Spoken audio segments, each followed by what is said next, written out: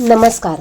श्री स्वामी समर्थ सर्वांना. तुमच्या सर्वांचं पुन्हा एकदा आपल्या या यूट्यूब चॅनलवर खूप खूप हार्दिक स्वागत आहे.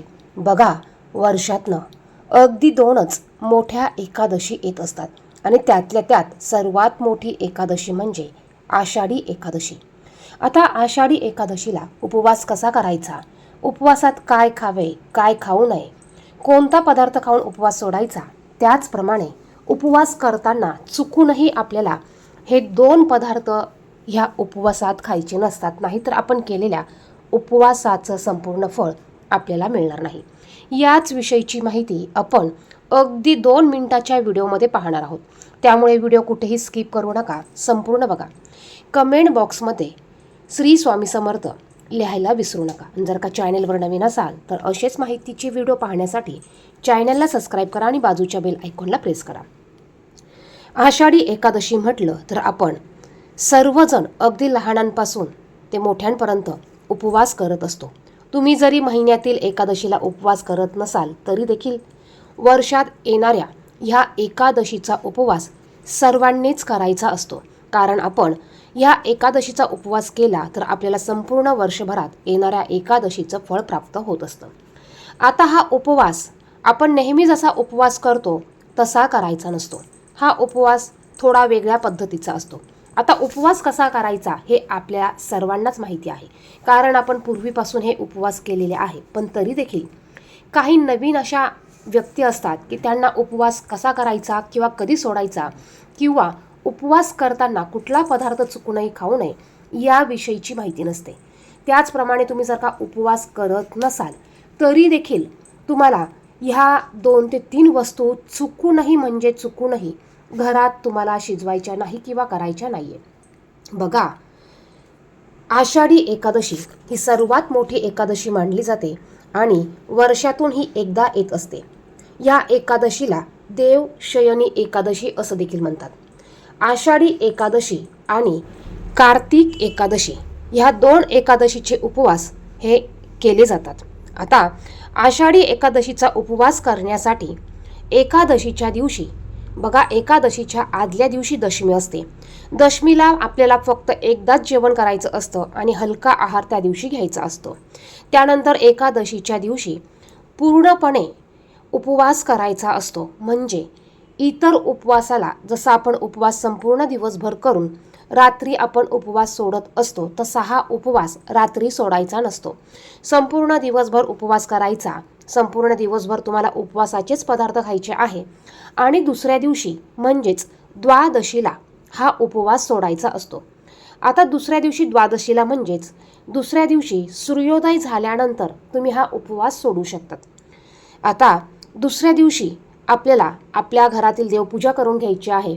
स्वयंपाक झाल्यावर अगोदर देवांना नैवेद्य दाखवा आणि त्यानंतर तुम्हाला हा उपवास सोडायचा असतो. आषाढी एकादशीच्या दिवशी सकाळी लवकर उठायचं आहे. स्नान करून स्वच्छ कपडे घालायचे. आपल्या देवघरात असलेल्या देवतांची पूजा करायची. खास करून आपल्या देवघरात विठ्ठलाची मूर्ती असेल तर विठ्ठलाच्या मूर्तीवर आपल्याला या दिवशी आवर्जून अभिषेक घालायचा आहे. विठ्ठलाची मूर्ती नसेल तर आपल्या देवघरात बाळकृष्णाची मूर्ती असते, भगवान विष्णूंची असते, श्रीकृष्णांची असते. आवर्जून या दिवशी या मूर्तीवर पाण्याने पंचामृताने अभिषेक घालायचा आहे. त्यानंतर त्यांना छान असा गंध लावायचा, फुले अर्पण करायची. त्याचप्रमाणे खडीसाखरेचा किंवा दूधसाखरेचा नैवेद्य दाखवायचा किंवा फळांचा नैवेद्य दाखवायचा. आणि उंबरट्यावर न चुकता या दिवशी आवर्जून सर्वांनी उंबरटा, तुमचा मुख्य दरवाजा, चौकट स्वच्छ करून हळदीचं लेपन करा. आंब्याच्या पानांचं तोरण लावा. छान छोटीशी अशी रांगोळी काढा.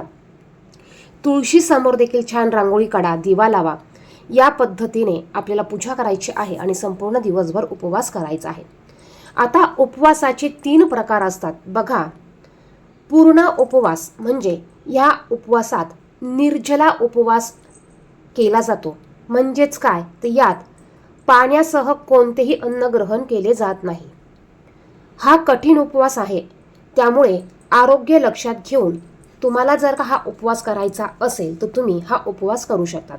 दुसरा उपवास म्हणजे फक्त फलाहार घेऊन. बघा, या दिवशी फक्त फळे, दूध, दही, साबुदाणा, राजगिरा, शिंगाड्याचे पीठ यांसारखे उपवासाचे पदार्थ तुम्ही खाऊ शकतात. आणि त्यानंतर तिसरा उपवास म्हणजे ह्या उपवासामध्ये तुम्ही उपवासाचे सर्व पदार्थ खाऊन तुम्ही उपवास हा करू शकतात.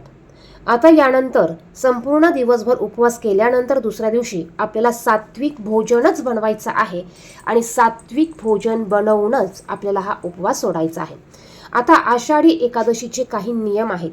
बघा, या दिवशी आपल्याला मन शांत ठेवायचं आहे, क्रोध वाद करायचा नाही.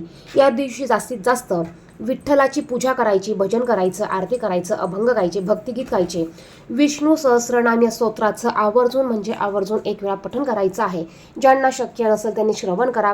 या दिवशी आवर्जून आपल्याला माता लक्ष्मीच्या सेवा करायच्या आहेत. व्यंकटेश स्तोत्राचं पठण करायचं आहे. तुम्हाला शक्य झाल्यास तुम्ही 21 आवर्तनं व्यंकटेश स्तोत्राचं करू शकतात. या दिवसापासून तुम्ही व्यंकटेश स्तोत्राच्या सेवेला सुरुवात करू शकतात. त्याचप्रमाणे या दिवशी आवर्जून भगवद्गीतेचं वाचन केलं जातं. बघा, या गोष्टी आपल्याला करायच्या आहेच. त्याचप्रमाणे बघा, उपवासात काय खाऊ नये. आता उपवास म्हटलं की आपण बघा, उपवास आहे, आपल्याला खूप या दिवशी भूक लागते. तर उपवास म्हटलं तर आपल्याला उपवासाच्या दिवशी जास्त करून हा उपवास करायचा असतो. पण या दिवशी आपण भरपूर असं अन्न ग्रहण करत असतो आणि एकादशीच्या दिवशी आपण वेगवेगळे पदार्थ खात असतो.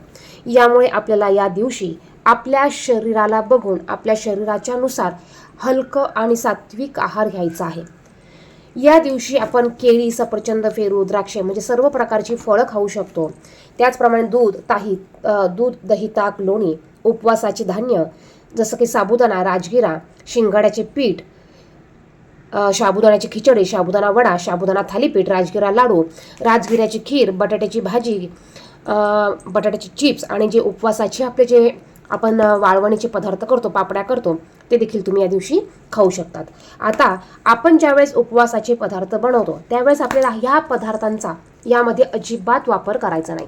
आपण खिचडी बनवतो त्यावेळेस, आपण भगर बनवतो त्यावेळेस आपण मिठाचा वापर करतो. बरेच जण घरातील मीठ वापरत असतात. तर आपल्याला घरातील पांढरं मीठ न वापरता यामध्ये सैंधव मिठाचा वापर करायचा आहे. म्हणजेच उपवासाचं जे मीठ असतं, सैंधव मीठ, त्याच मिठाचा आपल्याला वापर करायचा आहे.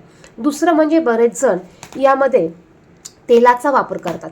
मग अशा वेळेस तुम्ही सोयाबिनाचं तेल न वापरता तुम्ही शेंगदाण्याच्या तेलाचा वापर तुम्ही यामध्ये करू शकतात. आता उपवासाच्या दिवशी बघा, आपल्याला कुठलंही धान्य किंवा कडधान्य किंवा भाज्या इतर खायच्या नसतात. फक्त जे उपवासाला चालणारे पदार्थ आहेत तेच खायचे असतात. आता जे उपवास करणार नाहीत त्यांनी काय करायचं? बघा, तुम्ही जर का उपवास करणार नसाल आणि ही सर्वात मोठी एकादशी असल्यामुळे या दिवशी चुकूनही तुम्हाला भात घरात शिजवायचा नाही. बघा, तुम्ही उपवास करत नसाल तर चुकूनही घरात भात शिजवायचा नाही. त्याचप्रमाणे या दिवशी चुकूनही मांसाहार, तुम्हाला मद्यपान तुम्हाला करायचं नाही आहे. जरी तुमचा उपवास नसेल तरी देखील चुकूनही तुम्हाला या दिवशी घरात मांसाहार करायचा नाही. इतरांशी आपल्याला वाईट बोलायचं नाही, इतरांचा अपमान करायचा नाही. आणि त्याचप्रमाणे या दिवशी जास्तीत जास्त आपल्याला विठ्ठलाची सेवा करायची आहे. तुम्ही देवांना सकाळ संध्याकाळ दोन्ही वेळेला जे उपवासाचे पदार्थ घरात बनवणार आहात त्या पदार्थांचा तुम्ही त्यांना नैवेद्य दाखवू शकता.